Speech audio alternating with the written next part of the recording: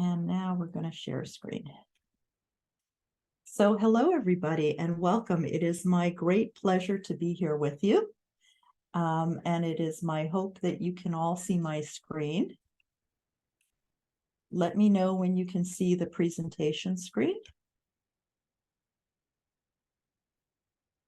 And I've now made it large enough that hopefully you can see it really clearly too. Can you all see it? Yeah, I see the thumbs up. Perfect. Thank you so much. I appreciate that. So welcome, everybody. This is my presentation. My name is Maria Kliavkoff, and I am the current president of the Waterton-Glacier International Peace Park Association. I am also in the process of becoming an IEP ambassador. You'll learn more about that in the course of this presentation.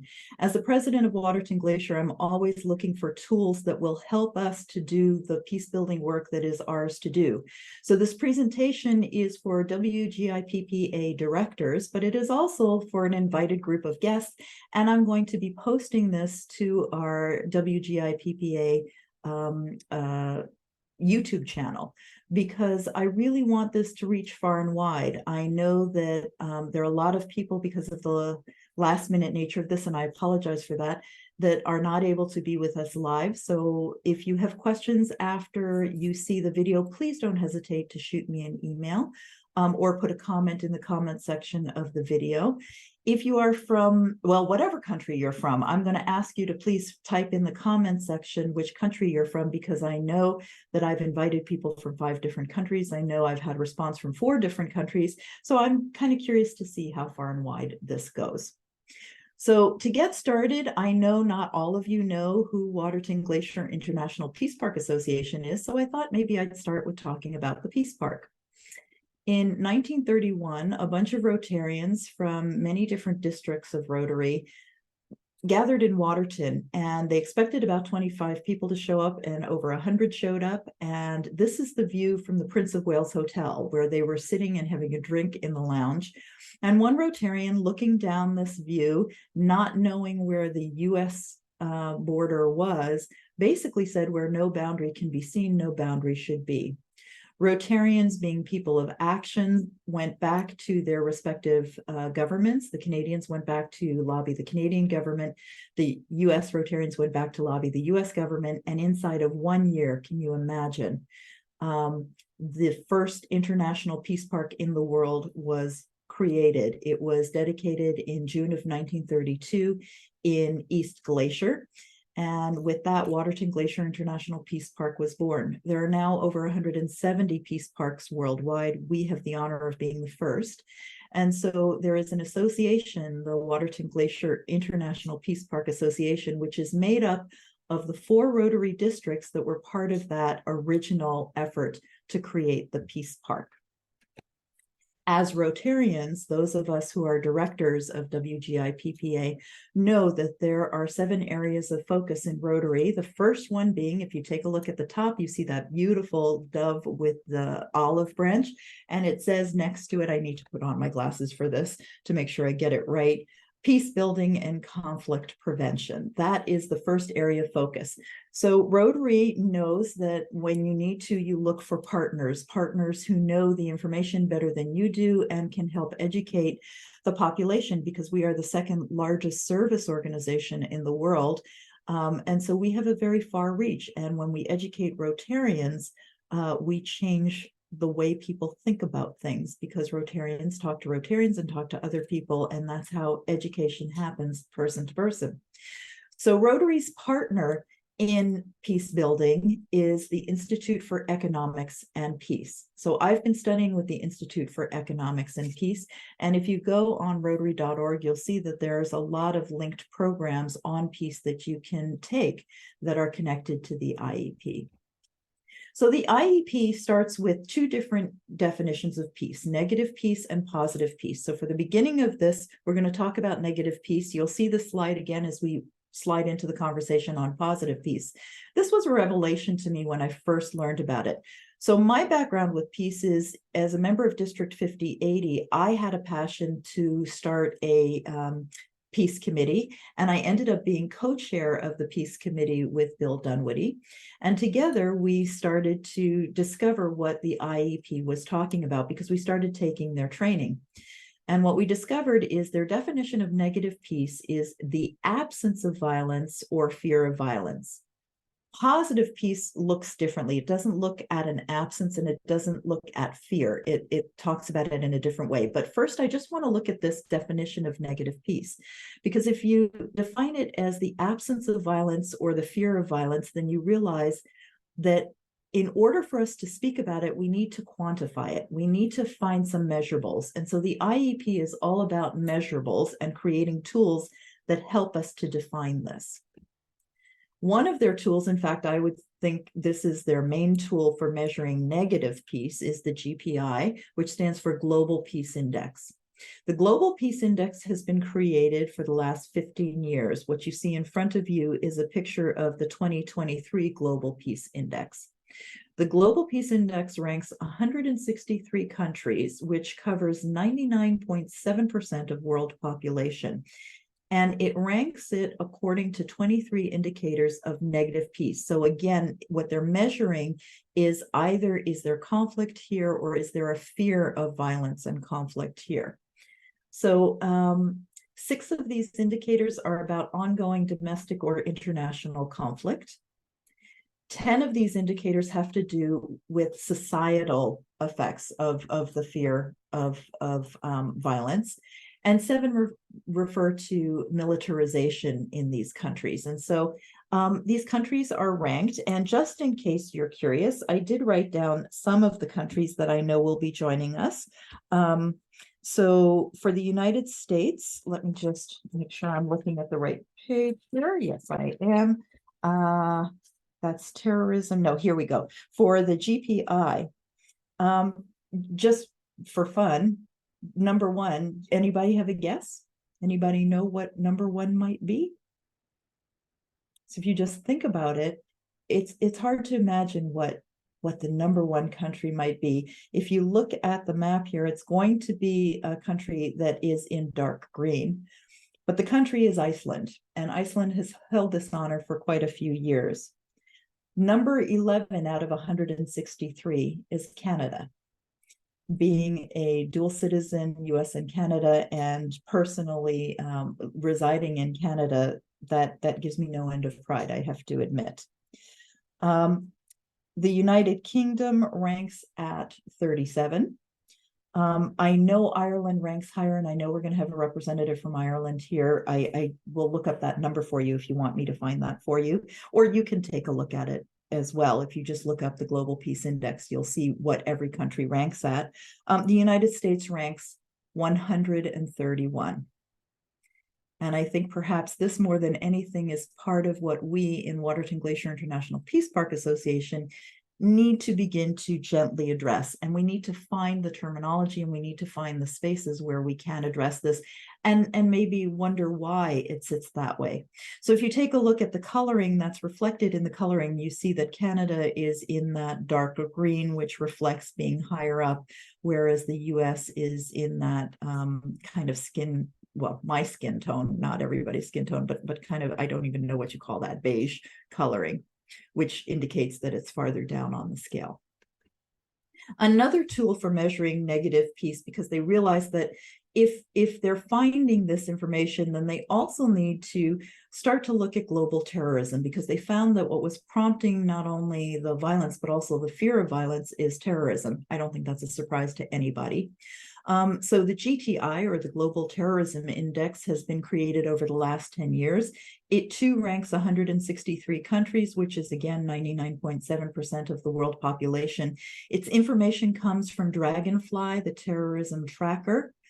And what I found fascinating in my education, because I'm becoming an IEP ambassador and we need to train in these tools, what I found most fascinating about this is that the info from this particular index is used by the UN to inform policy, planning, and practice.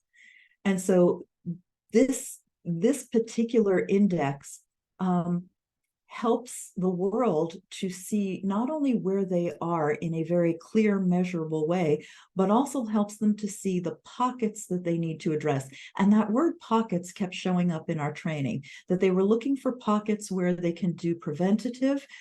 So countries where cells were starting to grow and they could do some preventative work, but also countries where there was some movement possible. So the policy planning and practices that happen at the UN level for them to use this information lets you know just how important this tracking is and this tool is.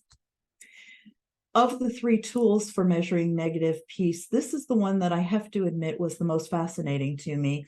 Ecological Threat Report, the ETR, which has only been happening for the last 3 years. So this was new information for me because when I originally did this training, it was 5 years ago. This ranks 228 independent states, which now covers 99.99% of world population. But what's important about this is 228 independent states means that this goes under the skin of nationality. And what I mean by that is if you take a look on that map at the United States or you take a look at the map of Canada, you can see that there's different coloring. It's not just block coloring for the country. And it's because they're looking individually at states in the United States, at provinces in Canada, and they can actually identify where there is threat here. And as opposed to this being an index, this is a report, which means that it gives suggestions and recommendations. This is very well worth the read if you have the opportunity to go into the IEP website and take a look at it. Of the 9 indicators that this speaks to, there are 4 main domains, and I just wanted to share with you these 4 main domains because it speaks about food security and water stress. They also emphasize that where there's water stress, there will be food security issues, that those two go hand in hand. Of course, in Rotary, we have a lot of water projects because we are aware of water stress worldwide and the effects that that has. But this speaks to the effects that this has on not only the terrorism index, but also the global peace index, because where you have these levels of insecurity, obviously you are going to have the threat of violence. And so this immediately speaks to the measurement of the negative peace definition. They also included as domains in this population growth. They see this as the single biggest threat because as populations grow, we have more food insecurities and more water stress. And the megacities are predicting huge growth changes. And so one of the things that they're recommending is more education around family planning, particularly in the cities that we know are growing very quickly. They also point to natural disasters, and they link natural disasters now to global warming. In this report, they do the link between natural disasters and global warming and how that impacts the negative peace definition. So here we can see that the IEP really has created these 3 incredibly valuable tools to help us to track what's really happening in the world. And it can be a very bleak picture. So it's very important for us to balance this with a conversation of what is positive peace. The definition of positive peace, again, developed by the IEP so that this could be measured and quantified and discussed, and then action could be taken, is positive peace is the attitudes, institutions, and structures that create and sustain peaceful societies. So this is basically saying peace is not the absence of violence. Peace is the environment in which humans can reach their greatest potential. And that's a whole different conversation. So in order to achieve this, they then used the information that they had from the GPI, the Global Peace Index, to start tracking. So in countries that rank very high in the GPI, what is it that they have? And how can we articulate what they have and create those environments in countries that don't have that right now? And then what they created was the measurement for that, which is the PPI, or the Positive Peace Index. So the GPI, the Global Peace Index, measures peace from the negative peace definition. So it's measuring the absence of violence or the presence of violence or the fear of violence, whereas the PPI actually represents and focuses on the 8 pillars of positive peace, which I'm going to show you in just one second.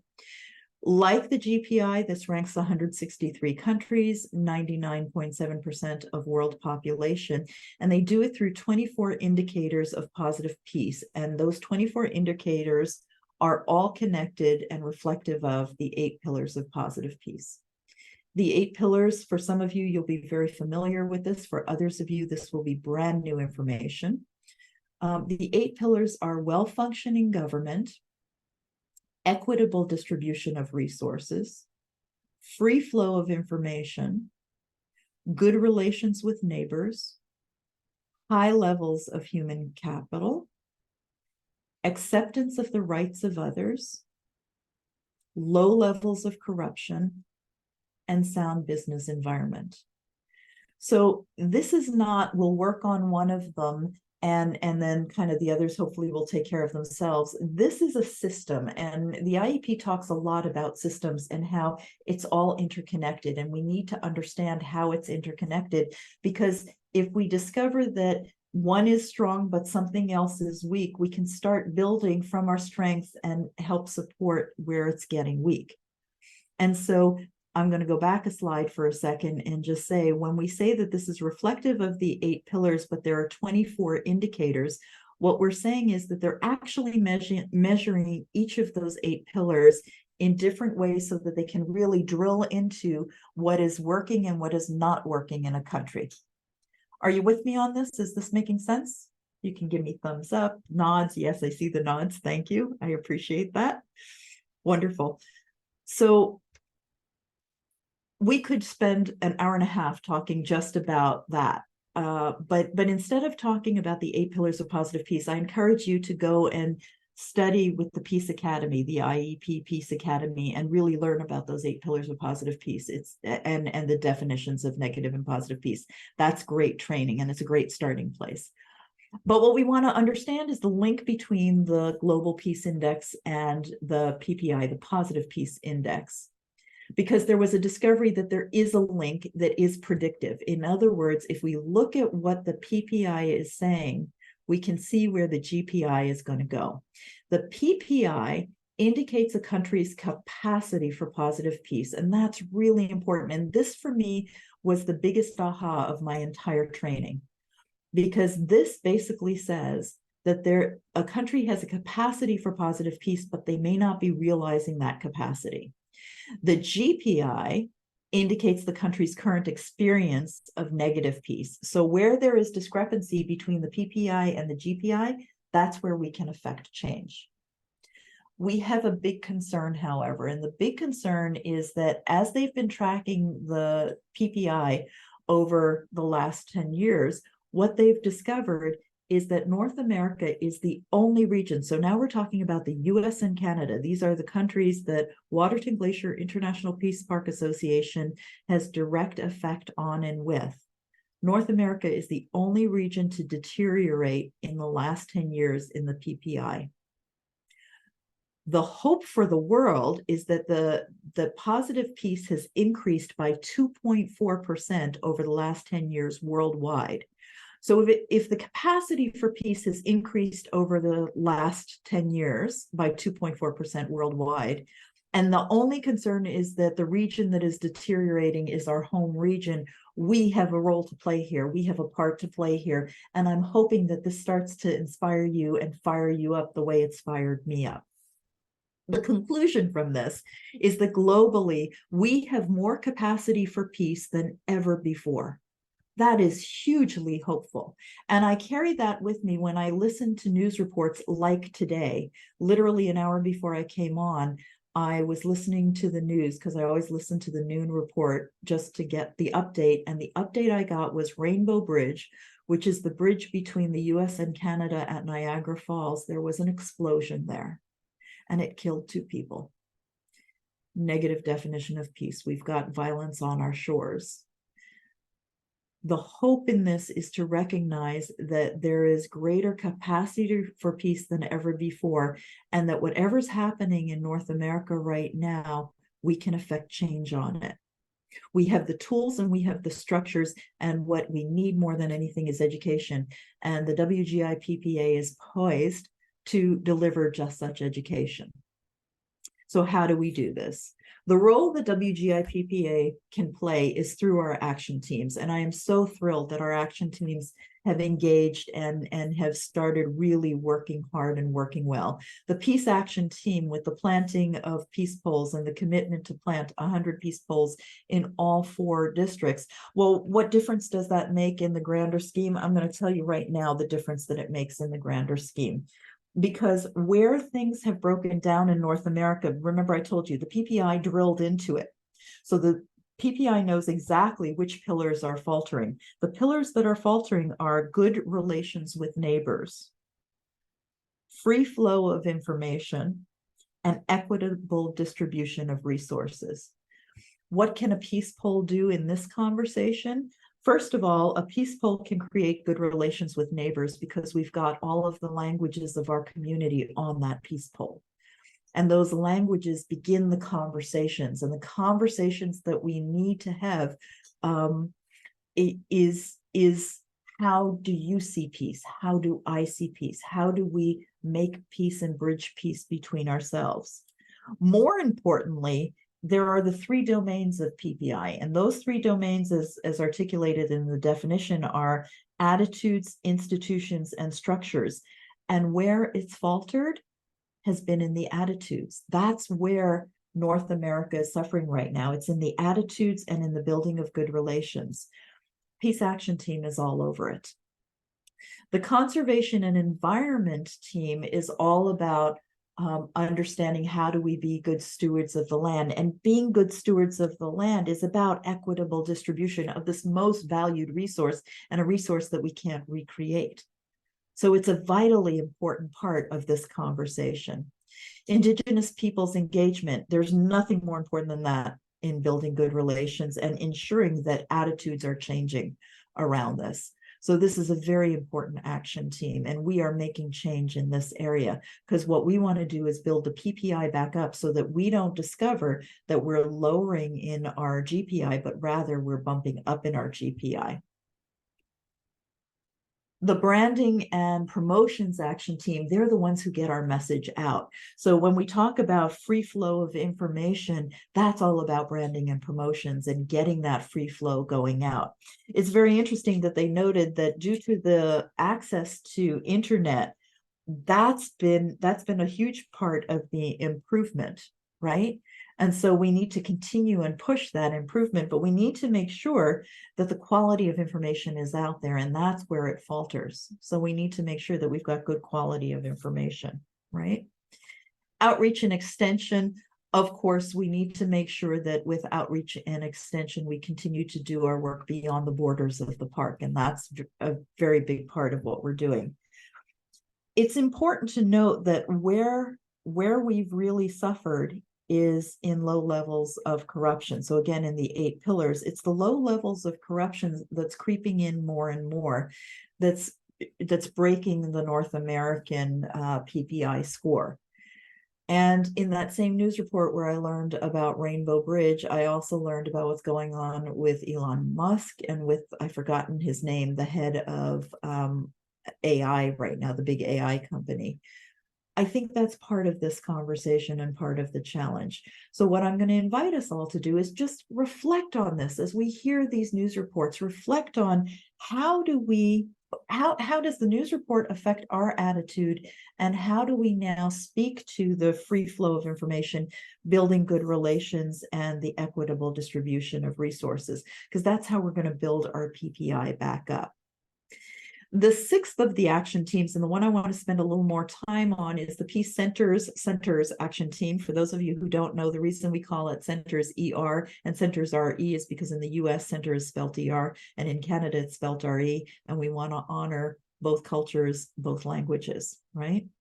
If education is the key, then what you're looking at here is the Wheeler property in Glacier Park. And Glacier National Park is about to do major renovations to this building, because this building is the new home, is the home of Waterton-Glacier International Peace Center. We are creating an international peace center there.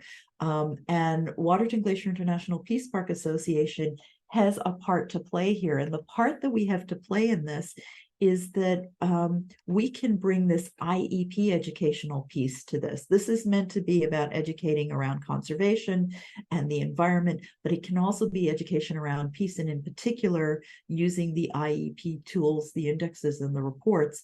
We can teach people how to do this in their home communities, and we can utilize this center that is literally in our own backyard, quite literally. On the flip side of the border, we have education through Waterton-Glacier Garden, which we dedicated at our assembly in September. There's the picture of us dedicating the Peace Pole, and I've already spoken about the Peace Poles, but also at that Peace Garden, we're going to have the 4 Peace Quote plaques. So each of the 4 districts, the Peace Committee from each of the 4 districts put forward a quote that will be included in this Peace Garden. From Maya Angelou, it is what we have hungered for, not just the absence of war, but true peace. Well, if that doesn't speak to the difference between negative peace and positive peace, I don't know what is or does. So that's going to be on a plaque on a boulder in this garden. Current RI President Gordon McAnally, building peace is the essence of Rotary. That will be in the garden and remind us of, as people of action, what we need to do. Past RI President Barry Razin, peace happens one conversation at a time. This has been my driving focus from the time he first said this to me. And to me, it's just a passion to recognize that somebody has to be willing to make the phone call. Somebody has to be willing to answer the phone. And that's how peace happens.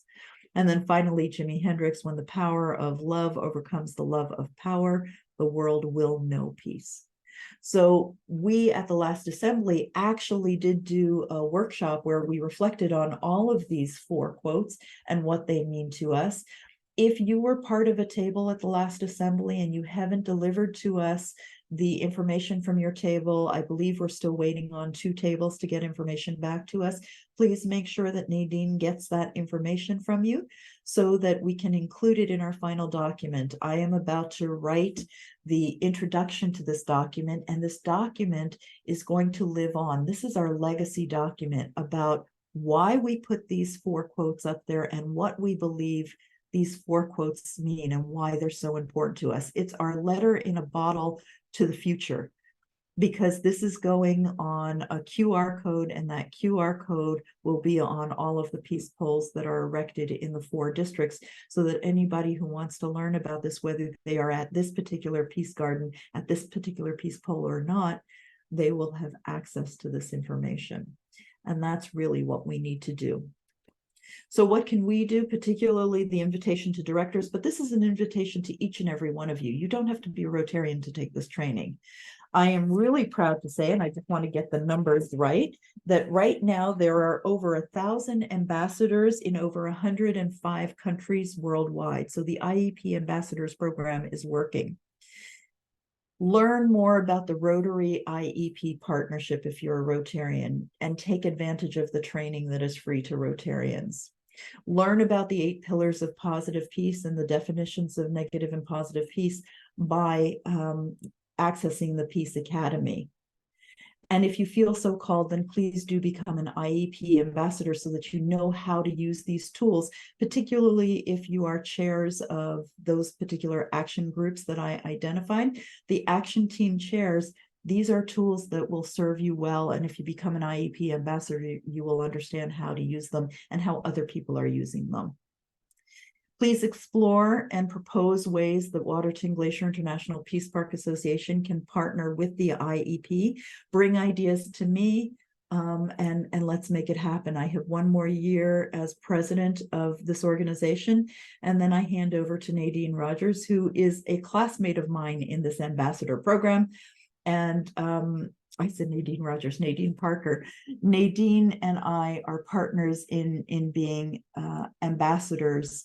And so it's going from me as an ambassador to her as an ambassador, and we're both passionate, I feel confident in saying, in making sure that we do a partnership where it's strategic and where it's appropriate to get our work done.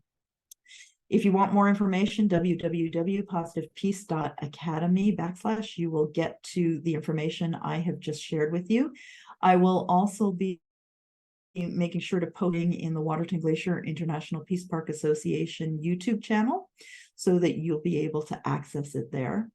I want to thank you so much for your time and for your attention, and in particular for your service as a peace builder to your community and to the world. And with that, I'm going to stop share so that we can maybe see each other. And if anybody has any questions, please feel free to ask. Outstanding, Maria. I knew you were going to put me to shame, but it was a lovely, lovely presentation. Oh, congratulations. It's not a competition. And Nadine, no, I know. I'm so glad that you spoke up, because the reality is, you know, I'm going to be handing over to you, right? You're the vice president right now, and you and I are so much in partnership around this. And of course, Bill Dunwoody as well was an ambassador before any of us even thought about being ambassadors.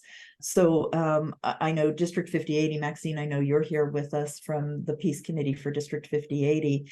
And it was my great honor to hand over to you the co-chair with Bill Dunwoody.